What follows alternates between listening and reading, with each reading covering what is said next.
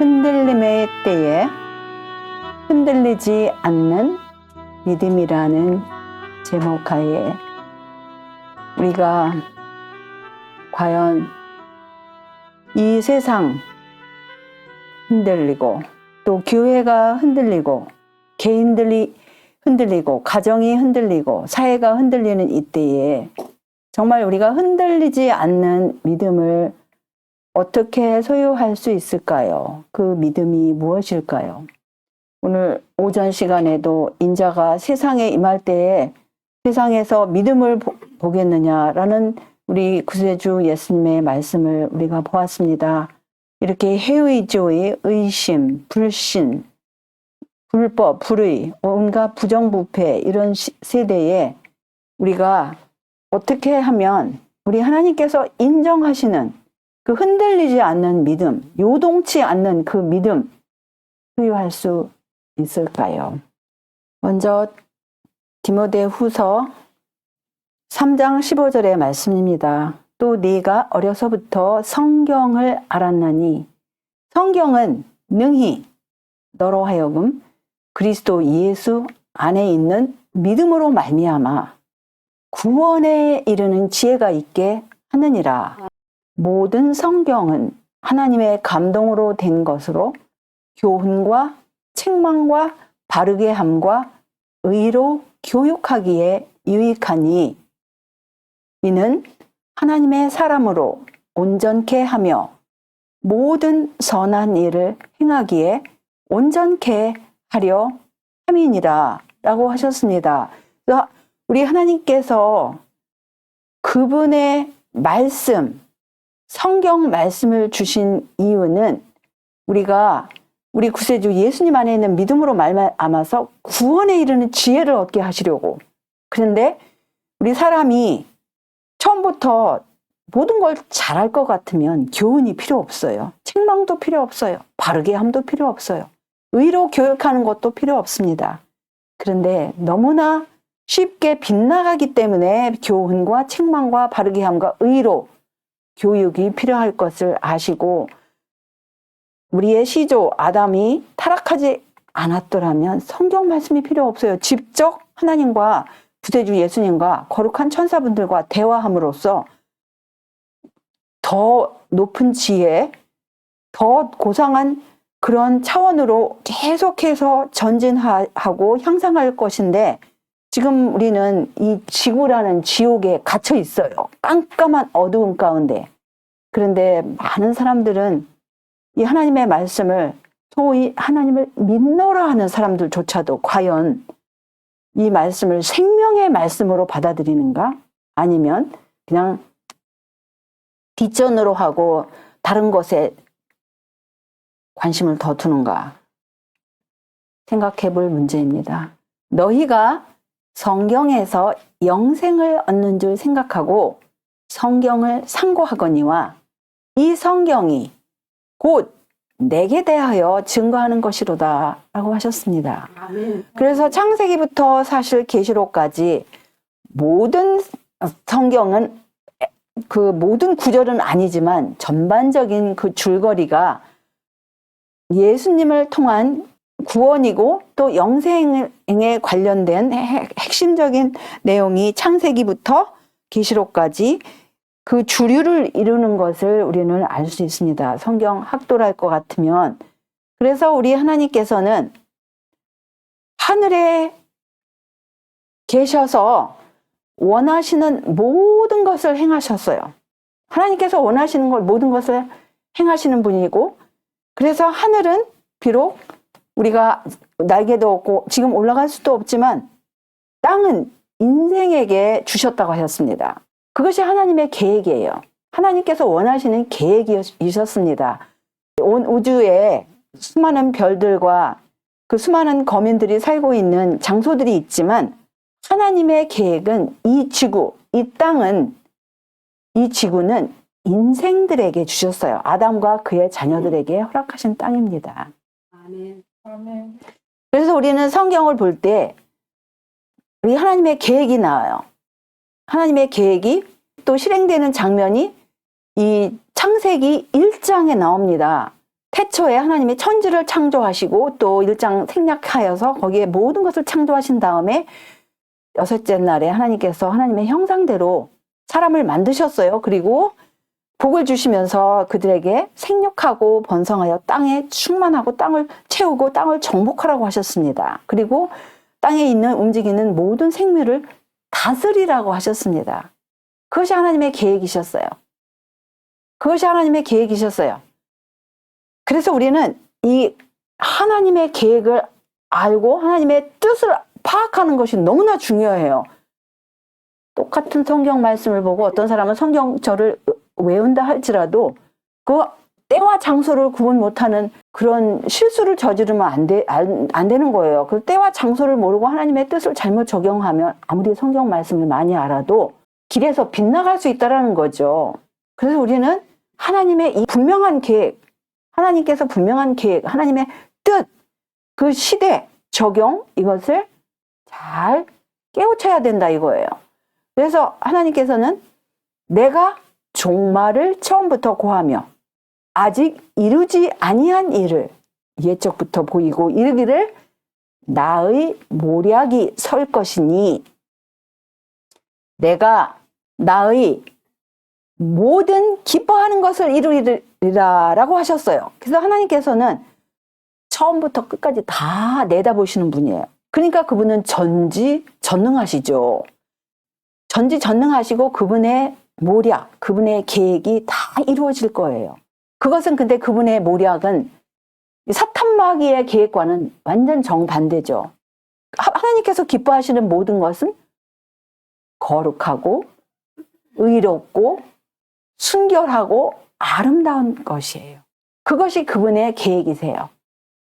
그래서 우리는 이 성경에서 성경 시작과 끝을 하나님께서 우리에게 보여주셨는데 이 성경의 시작, 창세기, 성경의 끝, 계시록 그 사이에 창세기 그러니까 이 시작과 끝이 너무나 성경은 아름다워요. 하나님의 계획대로 이루어진 것을 시작할 때와 끝날 때가 그대로 이루어진 것을 우리는 볼 수 있습니다. 창세기 첫 2장은 하나님의 계획대로 이 지상을, 이 지구를 만드셨을 뿐만 아니라 이 지구에 대한 그 계획대로 아름답게 그렇게 하나님께서 만드신 것을 우리가 볼 수 있고 또 계시록 마지막 2장은 그 사이를 생략하고 우리가 보실 것 같으면 창세기 2장과 맞먹는 오히려 더 좋게 회복되는 그 아름다운 모습을 우리는 볼 수가 있습니다. 아멘. 아멘. 그런데 그 창세기에서 시작 또 계시록 끝까지 하나님께서 계획하신 이 시작과 끝 사이에 우리가 살고 있고 특별히 우리는 계시록 그 마지막 부분에 우리는 살고 있어요. 아멘. 그래서 우리는 이 마지막 때와 처음에 그 시작 때를 분간할 줄을 알아야 돼요. 예를 들어서 예수님께서 이 마지막 때에 관한 말씀이 있죠. 그 날에는 아이 뵌 자들과 젖먹이는 자들에게 화가 있으리로다. 너희의 도망하는 일이 겨울에나 안식일에 되지 않도록 기도하라. 그때에 큰 환난이 있겠습니다. 창세로부터 지금까지 이런 환난이 없었고 후에도 없으리라 라고 하셨습니다. 지금 처음에 시작하실 때는 지구를 채우라고 하셨어요. 왜요? 지구가 텅텅 비었고 2사람밖에 없으니까 이 지구는 너무나 커요. 2사람이 살기에는. 그래서 하나님께서는 채우라고 하셨어요. 또 노아 홍수 때에도 다 죽고 8명밖에 없으니까 또 번성하고 채우라고 하셨습니다. 그런데 이제 예수님께서 보실 때에 이 마지막 때는 이미 너무나 채워졌어요. 80억이라는 인구가 채워졌어요. 그리고 이제 환란이 있어요. 그러니까 그때에 마지막 때가 가까우면 가까울수록 예를 들어가지고 임신을 하든지 젖먹이는 아이가 딸려 있을 것 같으면 아이도 힘들고 엄마도 힘들고 그러니까 이 화가 있다라는 것이에요. 그리고 분명히 도망하는 일이 있어요. 도망하는 일이 있을 때 우리가 겨울에 도망하는 거, 지금 어제는 여기 우리 사는 곳에 영하 18도였어요. 영하 18도였는데 그때에 만약에 우리가 도망한다고 합시다. 얼마나 춥겠습니까? 춥고 배고프고 괴롭고 마음은 또 쫓아오는 사람이 있을 것 같으면 떨리고, 그러니까 겨울이 되지 않도록 기도하라고 하시고, 또 안식일을 기억하여 거룩히 지켜야 되는데 안식일에 닥쳤다 합시다. 그러면 안식일에 만약에 그 일이 닥칠 것 같으면 그 안식일에 쉼이 없을 거예요. 그러니까 이렇게 기도하라고 하신 거예요. 그래서 우리는 정말 우리 도망하는 일이 겨울이나 안식일에 되지 않도록 자주 기도를 해야 합니다. 우리 예수님께서 부탁을 하셨기 때문에, 우리의 앞날을 아시기 때문에. 그런데 예수님께서 또 뭐라고 말씀하셨냐면은, 그 사두개인들에게 이렇게 말씀하셨어요. 사두개인들은 부활이 없다라고 믿는 사람들이었어요. 예수께서 대답하여 가라사대, 너희가 성경도 모르고 하나님의 능력도 알지 못하는 거로 오해하였도다. 그러면서 뭐라고 말씀하셨냐면, 부활 때에는 장가도 아니 가고 시집도 아니 가고 하늘에 있는 천사들과 같으니라 라고 하셨습니다. 그래서 하늘에는 이미 그 하나님의 형상대로 지음을 받은 사람들로, 그 존재들로 온 하늘이 거룩한 존재들로 가득한데, 거기서 무슨 또 장가가고 시집가고 또 아이를 낳고 그런 일은 없다 이거예요. 다 한 가족이라는 거예요. 한 학교와도 같고 가족과도 같아요. 그래서 거기에는 그런 일이 절대로 없다라는 거 보여주셨습니다. 이 모든, 그래서 하나님의 백성들, 또 하나님께 알려진 백성들이 과연 어떠한 백성들일까요? 너희는 사도들과 선지자들의 터 위에 세우심을 입은 자라. 그리스도 예수께서 친히 모퉁이 돌이 되셨느니라. 하나님의 견고한 터는 섰으니 인침이 있어 일렀으되 주께서 자기 백성을 아신다라고 하셨어요. 하나님께서는 어떻게 불러요? 구약에 자주 아브라함과 이삭과 야곱의 하나님이라고 그래요. 그들은, 아브라함과 이삭과 야곱은 하나님께 알려진 백성이었어요. 사도들도 타락하였던 그 유다 이외에는 충성된 사도들의 이름이 기록되어 있죠. 또 충성된 선지자들 이름이 기록되어 있습니다. 이 사람들은 하나님께서 세우신, 계획하에 세우신 그 계획이 무엇인지를 알고, 그 계획 위에 이 사람들은 자기의 믿음의 터를 거기에서 건설을 하고, 그럴 때 하나님께서 그들을 하나님의 백성으로 인을 치셨어요. 그리고 이 마지막 때도 역시 하나님께서 하나님의 백성들에게 인을 치고 싶으셔요. 정말 우리는 이런 말씀을 볼 때, 우리가 아브라함과 이삭과 야곱의 하나님이라고 이렇게 불리셨는데, 아무아무개의 하나님이라고 하늘에서 할 수 있겠습니까? 우리가 각자를 살펴볼 때 정말 우리는 우리 각자의 이름을 넣으면서 아무아무개의 하나님, 하늘에서 알려줘야 돼요. 우리 각자가 아무리 자신만만해도 소용없어요. 오늘 아침에 말씀처럼 자신만만한 게 제일 무서운 거예요. 자신만만한 사람 두려워하라 이거예요. 너무나 자신만만한 사람들. 우리의 태도는 어떤 태도가 돼야 돼요? 사도 바울이 두렵고 떨림으로 구원을 이루라고 하였습니다. 두렵고 떨림으로.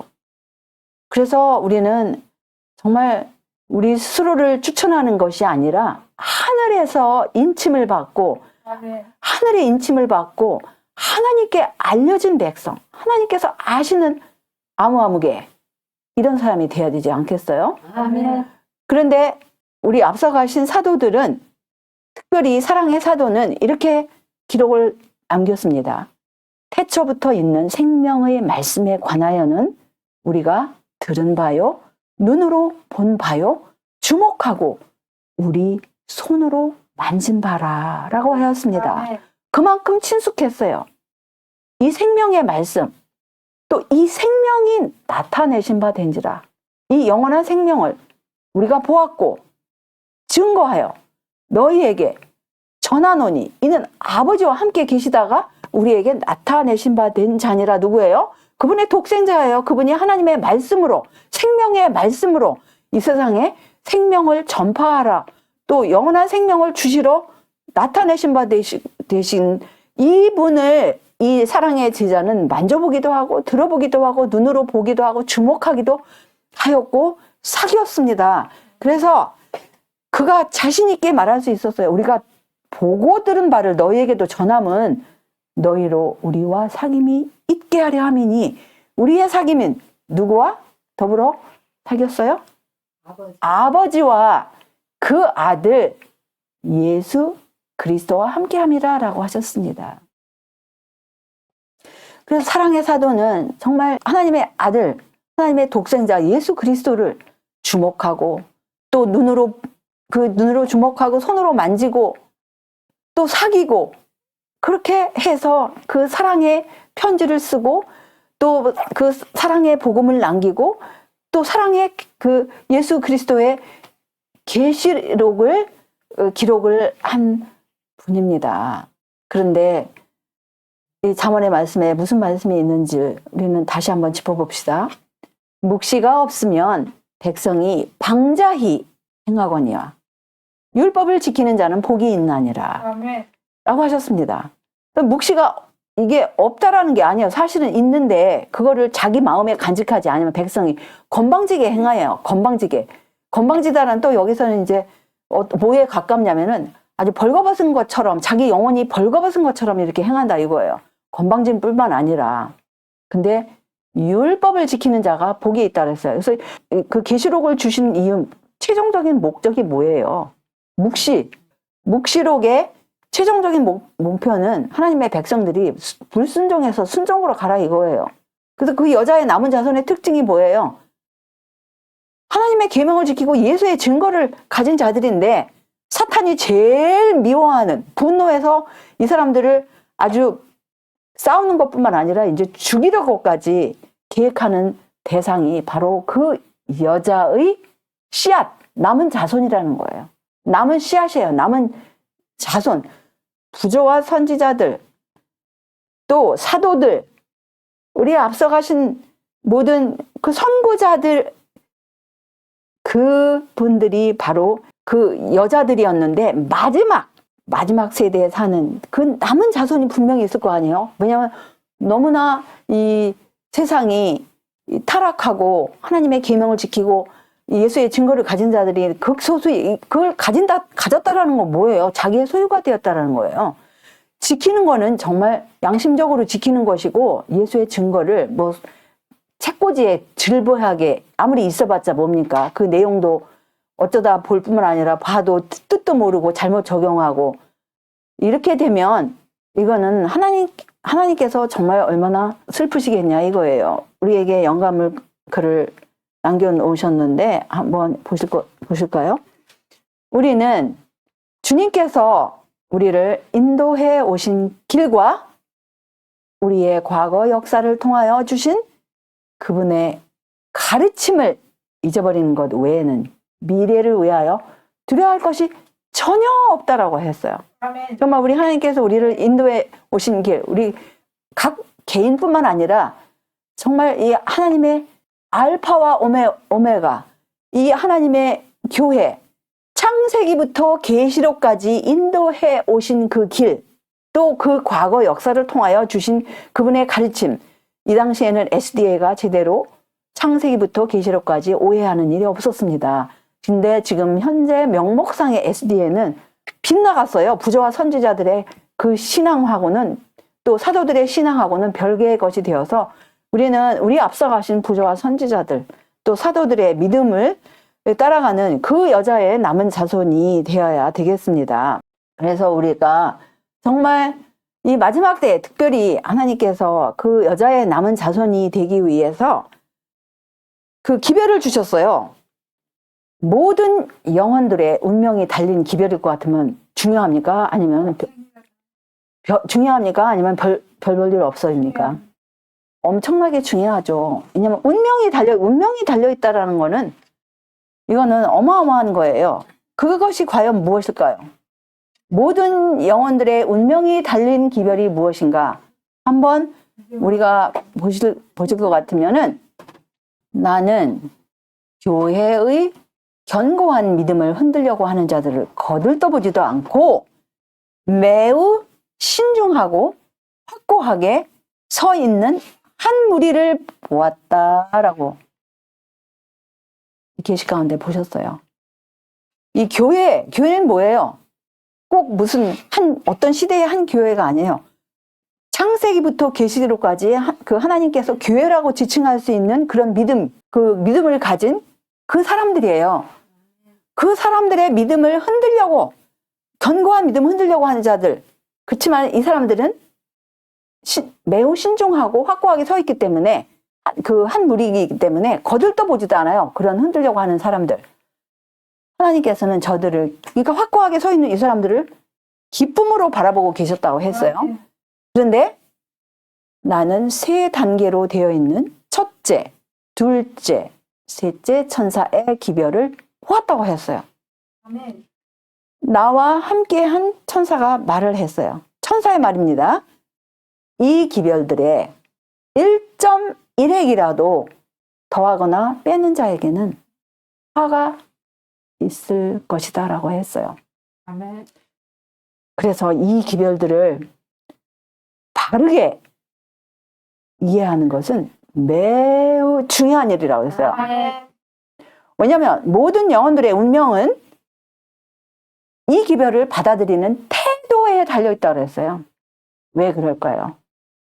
이 첫째, 둘째, 셋째 천사의 기별 가운데 창세기부터 계시록까지 있는 우리 구원과 관련된 주제들이 여기에 완전히 몰집되어 있어요. 아멘. 몰집되어 있습니다. 구속의 경륜이라든가 율법과 복음이라든가 믿음으로 말미암은 의의 기별이라든가 지성소, 이 모든 것이 첫째, 둘째, 셋째 천사의 기별 가운데 들어있어요. 창세기부터 계시록에 하나님께서 인류에게 전하시고자 하는 것을 여기다 그냥 완전 축소판으로 넣어주신 기별인데, 이 기별을 정말 우리들의 올바르게 이해하는 건 너무나 중요한 거예요. 근데 여기에 더하거나 빼는 자에게 화가 있다고 했어요. 화가. 그리고 운명이 이 기별들을 받아들이는 태도에 달려있다 그랬어요. 태도. 정말 우리는 이런 말씀을 그냥 우습게 그냥 짚고 넘어가면 안 되겠죠. 그래서 우리는 사실 이 세천사의 기별은 너무나 중요해요. 제가 좀 더 자주 하지 않은 것에 대해서 저는 뭐 너무나 사람들이 이걸 다른 분들은 몰라도 적어도 이 세천사 이 기별을 알고 아노라 하는 이 적은 무리, 소위 적은 무리가 적어도 남은 무리가 되기를 바라는 마음에서 이거를 이제 연구하고 우리 쪽에서 출간된 모든 책에다가, 거의 모든 책에다가 이 기별을 축약해서 넣었습니다. 그런데 정말 이거는 너무나 중요한 기별이에요. 너무나. 왜냐하면 창세기부터 계시록까지 우리 구원에 직결된 주제들이 여기 이 기별 가운데 이거를 정말 하나하나, 이 단어 하나하나를 우리가 연구를 할 것 같으면은 직결된 거예요. 그래서 이 기별 가운데 뭐라고 하셨냐면, 나는 이 기별의 시종을 다시 살펴보게 되었는데 하나님의 백성들이 겪는 경험들을 보았다고 했어요. 그들은 심한 투쟁과 고난을 치루었다고 했습니다. 그들이 견고하여 흔들리지 않는 토대 위에 세워지기까지 하나님께서는 그들의 모든 발걸음을 끊임없이 인도하셨다고 했습니다. 아멘. 나는 그들이 하나하나 토대에 접근하여 그 터를 시험해 보는 것을 보았다고 하였습니다.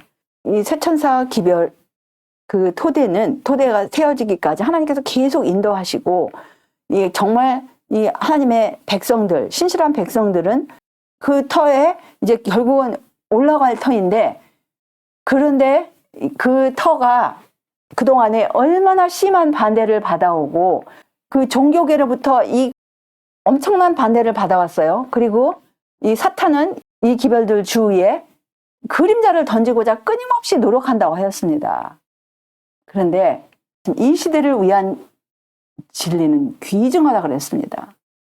그러나 그들의 마음이 반석 대신 그리스도 예수 위에 떨어져 깨어지지 않은 사람은 진리가 무엇인지 보지도 이해하지도 못할 것이다라고 하셨어요. 이 시대를 위한 현대 진리, 이 시대를 위한 진리가 바로 쇠천사 기별이잖아요. 아멘. 근데 그것이 그들의 마음이 반석 대신 그리스도 예수 위에 떨어져 깨어지지 않은 사람은 그 현대 진리가 무엇인지 보지도 이해하지도 못한다고 그랬어요. 아무리 그걸 접한다 할지라도 그건 모른다 이거예요.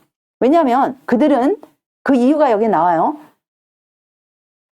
자신의 견해와 일치하는 것만을 받아들인다 그래서 자신의 견해가 맞는지 틀리는지 하나님의 말씀 가운데 우리는 마땅히 율법과 증거의 말씀으로 우리가 시험을 해봐야 되는데 그것이 그렇게 시험해보지도 않고 내가 이거 좋아하니까 내가 이 기별을 받아들게 해서 이건 내 마음과 일치해. 그거 받아들여요. 그런데 이 세워진 것 외에 이미 하나님께서 세우신 그것 외에 그 견고한 토대 외에 다른 터를 쌓기 시작할 거라 그랬어요. 그들은 믿음의 기둥을 없애고 대신 자신이 고안한 기둥으로 대치시킬 수 있다고 생각하면서 자신의 허영과 존경으로 우쭐해 할 것이다. 이것이 조직된 교회에서도 그렇게 될 수 있고 또 조직된 교회 밖에 나와 있는 사람들도 그렇게 할 수 있고 개인도 그렇게 할 수 있다 이거예요. 그래서 우리는 정말 이런 말씀을 주의 깊이 살펴보아야 되겠습니다. 아멘. 그래서 우리는 정말 우리 눈에 무엇이 필요합니까? 영적인 안약이 필요해요. 예수님께서 사라고 하신 눈에 그 안약을 발라서 제대로 보라고 하신 그 안약을 예수님으로부터 산다라는 건 뭐예요? 반석이 대신 예수님께 우리가 완전히 굴복하는 거예요. 굴복하고 예수님께서 정말 어디로 인도하든지 따라가는 그런 귀한 믿음을 가져야 된다 이것입니다. 아멘. 내 생각대로가 아니고 예수님께 굴복할 때 살 수 있는 거예요. 그래서 우리 하나님께서 부탁하시기를 물론 여호와라는 이름은 하나님 아버지께서 또 그분의 독생자에게도 주셨죠. 아버지의 이름이 아들에게 당연히 가니까. 그러니까 이 모든 구약의 말씀은 그 아버지의 독생자를 통해서 주신 말씀입니다. 아버지의 뜻이에요. 같은 한 마음이니까, 한 목적이니까. 너희는 길에 서서 보며 우리가 인생길에 가서 하나님의 말씀을 연구할 때 연구의 길에서 또 우리 인생 길에서 옛적 길이 어디이고 하나님께서 보여주시는 그 선한 길이 어디인지 알아보라는 거예요. 아멘. 정말 알아보라는 거예요. 그냥 무작정 자기가 원하는 대로 가지 말고 그래서 알아보고 그리로 행하라. 그리하면 너희 심령이 평강을 얻으리라 하나 그들의 대답이 우리는 그리로 행치 않겠노라 하였으며 이 성경에는 예수님께서 주시는 평안이 있어요. 평강이 있어요. 사탄도 뭐라 그래요? 평안하다, 안전하다, 평강하다, 안전하다. 그러나 평강이 없다. 그 잠시 잠깐의 거짓 평안이 있어요. 그래서 우리는 예수님의 평안인지 아니면 사탄 마귀가 주는 평안인지 이것도 우리가 정말 안약을 받지 않고는 우리 예수님 위에 우리가 깨어져 떨어져 회심하지 않고는 그것이 정말 누구에게서 온 평안인지조차도 모른다 이거예요. 그런데 처녀 이스라엘아 너를 위하여 길표를 세우며 너를 위하여 표목을 만들고 대로 곧 네가 전에 가던 길에 창념하라. 돌아오라. 네 성읍들로 돌아오라 라고 하셨습니다. 아멘. 그래서 우리는 정말 우리가 무엇을 이 마지막 때 그 하나님께서 주신 이 계시록 14장의 그 기별 가운데 계시록 14장의 중간에 있잖아요. 이 쇠천사 기별이. 그 쇠천사 기별 마지막 때 큰 해침을 할 이 기별 앞 위에 있는 14장 1절로 5절은 누구예요? 그 사람들은 특별한 무리 14만 4천이에요. 그 입에 거짓말이 없고 흠이 없는 자들이에요. 그들이 이 마지막 때의 큰 해침으로 점점 크게 그 선포할 내용이 바로 이 쇠천사의 기별이고 계시록 18장으로 이어지는데 내용 끝에 뒤에 누가 나옵니까? 13절에는 주 안에서 죽는 자들이 복이 있다라는 말씀과 또 그 뒤에는 예수님의 재림의 장면이 나와요. 예수님의 재림의 장면이 그렇기 때문에 재림을 준비시키는 그 기별이 바로 쇠천사의 기별이라는 거예요. 아멘. 재림을 준비시켜요. 이 쇠천사의 기별 모르면 재림을 준비를 할 수가 없는 거예요. 여기 보실 것 같으면 거짓 영에게, 그럼 뭐예요? 거짓 가르침이죠. 쉽사리 이끌려가는 자들은 저들이 한동안 그릇된 지도자를 따르고 있었다는 사실과 그 기간이 너무나 오래되어 저들이 믿음에서 떠난 사실을 스스로 식별하지 못한대요. 아, 나는 지금 믿음에 있어. 나는 제대로 있어. 염려하지 마. 이렇다라는 거예요. 참된 기초의 믿음을 건설하고 있지 못하야. 그런데 그것은 그들이 참된 기초의 믿음을 건설하고 있지 못하였다는 것을 증거한다라는 거예요. 각자가 각자를 자기 자신을 속이는 거예요. 자기 기만. 제일 무서운 거죠. 자기 기만이 이 세상에 제일 무서운 거예요.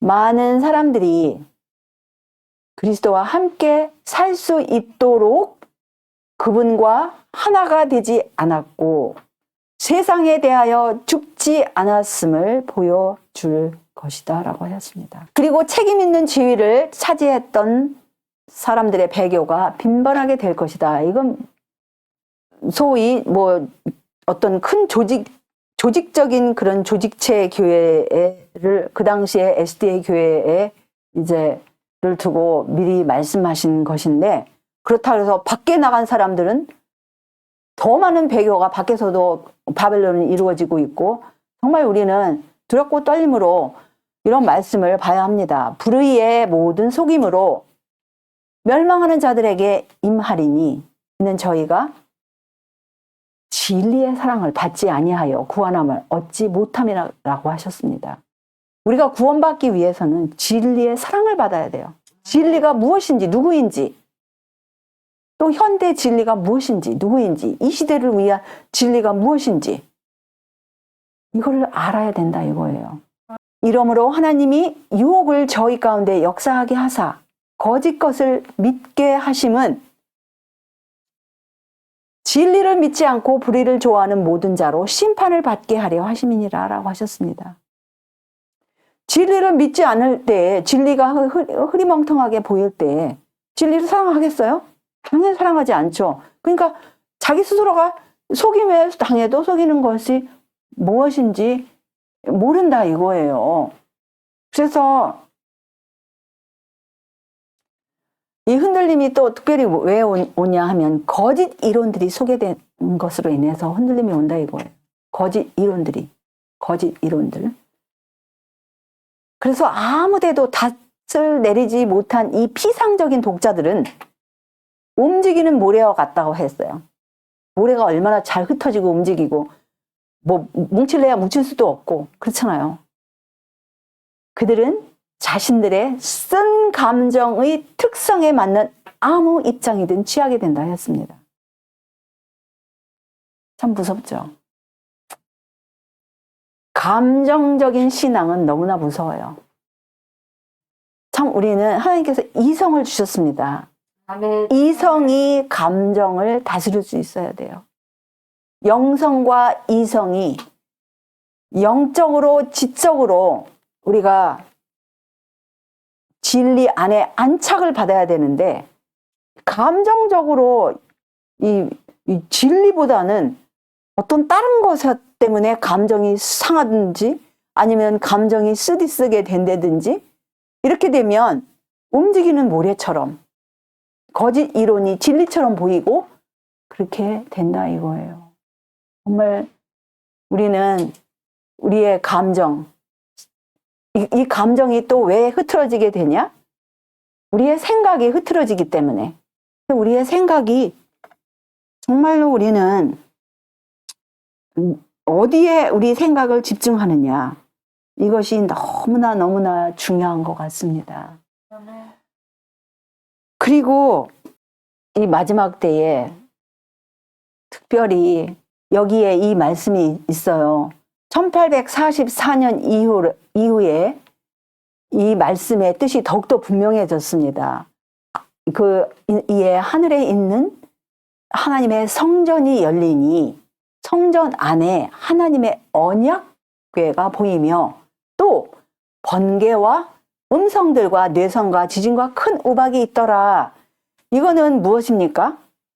이 1844년에 재림운동의 실패 이후에 그 예수님께서 성소에서 지성소로 들어가는 장면이 이제 마치 보듯이 이렇게 그것을 깨달았고, 그것을 깨달은 사람들은 믿음으로 예수님을 따라서 그 지성소 안에 들어가서 언약궤에 있는 그 하나님의 계명을 보았어요.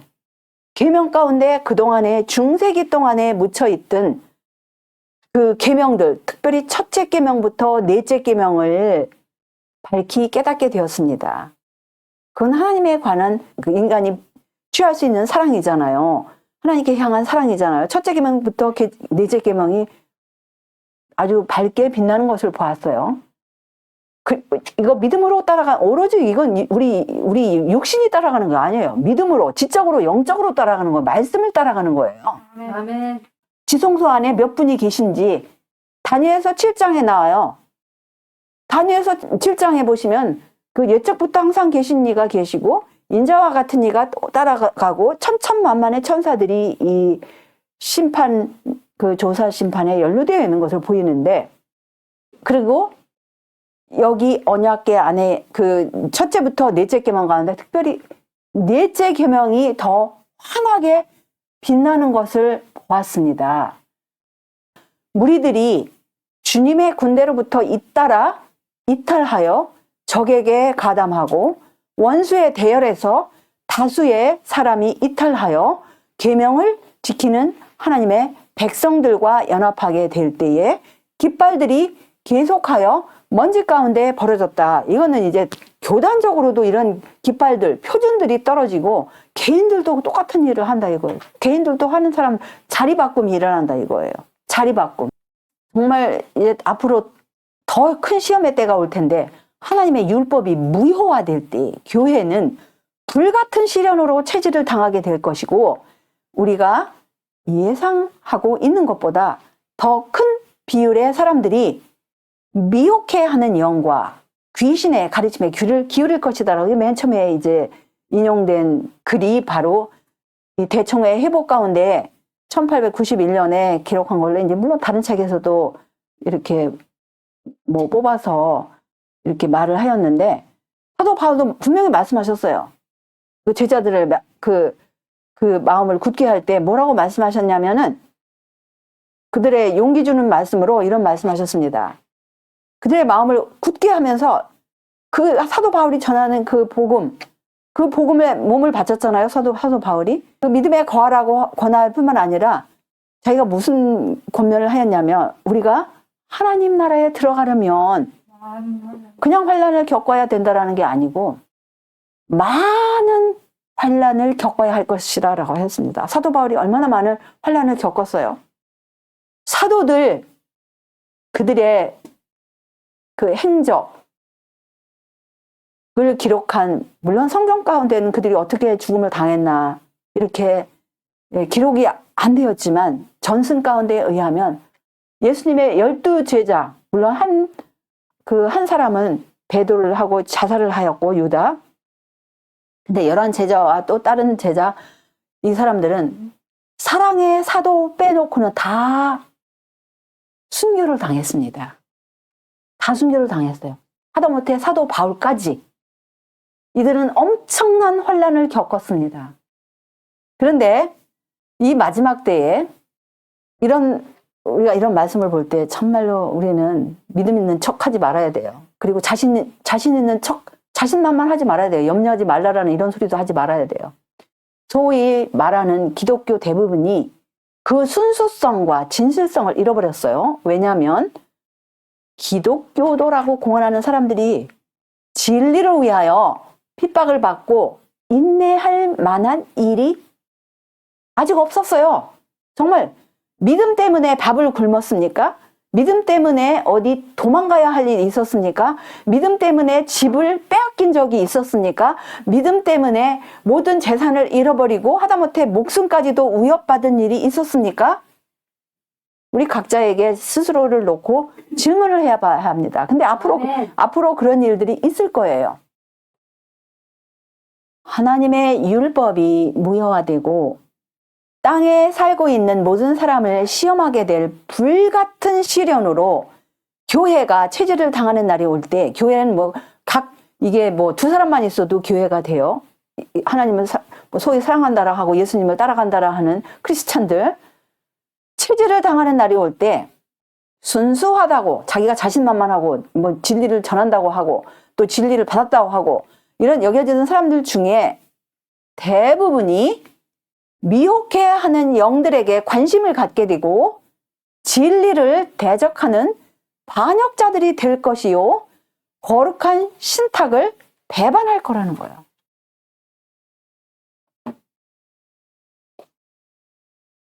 불같은 시련이 정말 믿음 때문에 다른 예를 들어 가정사라든가 아니면 무슨 다른 일 때문에가 아니고 이런 이 마지막 때에 정말 그 예수님을 따라가고자 하는 그 순수한 진리를 지키고 고수하고 그 예수님의 명령, 계명을 지키기 위해서 불같은 시련, 죽음까지도 위협하는 그런 시련이 올 때 체질을 당할 텐데 그때 여기 많은 사람들이 반역자가 되고 배반할 거라는 거예요. 그래서 정말 믿음이 있나 없나 어떻게 시험을 받냐면 이 세상에 그 사람 하나만 있는 것처럼 시험을 받는다는 거예요. 에서가 시험을 받았을 때에도 그 한 사람만 있는 것처럼 하나님 보시기에는 에서가 작은 일에 시험에 실패를 하였어요. 딱 한 사람뿐이었어요. 하나님 보시기에는 에서 한 사람, 또 야곱도 한 사람, 딱 한 사람이에요. 아브라함도 한 사람. 아브라함이 자기 독생자를 내어놓으라고 할 때 한 사람밖에 없는 것처럼. 그런데 이것이 이제 온 세상에 닥치고 또 우리가 그 온 세상에 닥치기 전에 우리 각 사람에게 또 시험이 올 수도 있어요. 근데 시험 전에는 우리가 믿음이 있다고 아무리 공언하고 자신만만해 할지라도 자기 자신은 사실은 몰라요. 자기가 진짜 믿음이 있다고 큰 소리 치면 안 돼요. 근데 시험을 받을 때만이 그가 정말 믿음이 진정한 믿음, 하나님을 사랑하고 그분의 계명을 지켰는가 판정이 난다 이거예요.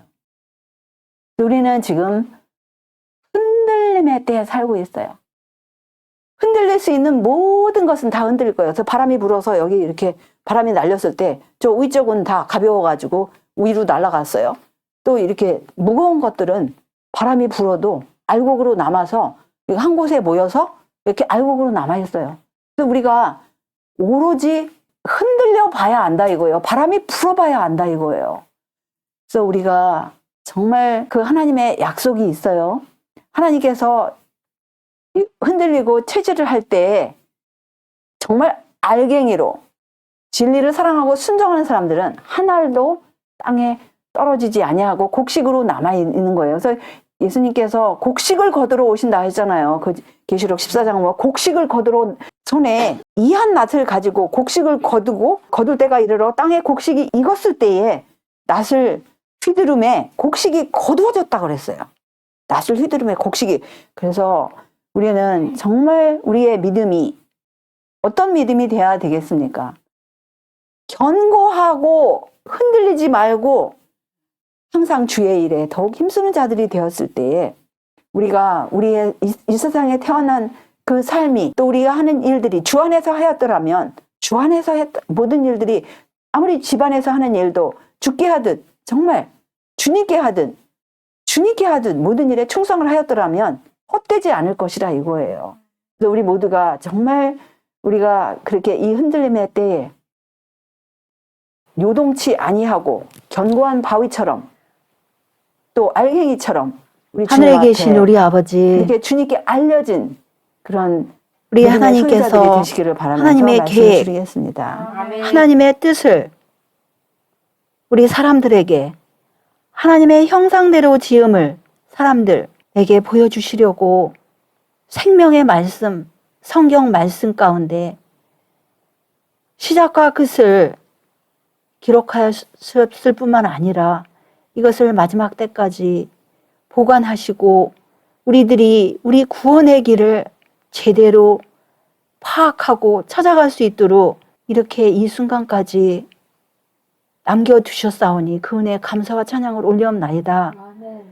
주님께서 정말 창조하신 그 아름다운 창조, 비록 죄로 인하여 망가지고 사탄 마귀의 방해로 인하여 하나님의 백성들이 정말 하나님의 계획을 깨닫지 못하고 정말 하나님의 백성이라 하면서도 이 진리의 사랑을 잊지 못하여서 거짓 것에 미혹되고 이렇게 길을 잃어버리고 헤매는 백성들이 마지막 때에 시험을 견디지 못하고 정말 너무나 많이 이 바람에 흩날려 가겠다는 이 예언의 말씀 보여주셨습니다. 주님께 알려지셨던 우리의 앞서가신 부조와 선지자들, 사도들, 그들이 정말 하나님의 계획을 깨닫고 그 말씀대로 순종하였을 때 그들은 하나님께 정말 알려지고 하나님의 사랑받는 자녀들이 되었습니다. 이 마지막 때 정말 우리가 그 여자의 남은 자손, 바톤을 이어받은 자손답게 정말 우리 생애 가운데 흔들리지 아니하고 하나님의 계명과 예수의 증거를, 예언의 영을, 예언의 신을 가진 백성들로 이렇게 불러주셨사온데 정말 우리의 생활이 과연, 우리의 믿음이 과연 시험을 당할 때에 그 시험에 통과를 할 것인지 안 할 것인지 우리 날마다의 생애가 우리 날마다의 그 사상이 꼴지을 터인데 주여 우리를 인도하여 주시옵시고 우리가 두렵고 떨림으로 주님께서 원하시는 그 구원을 이루어 갈 수 있도록 인도하여 주시옵기를 구세주 예수님의 이름으로 간절히 기도 올리옵나이다. 아멘.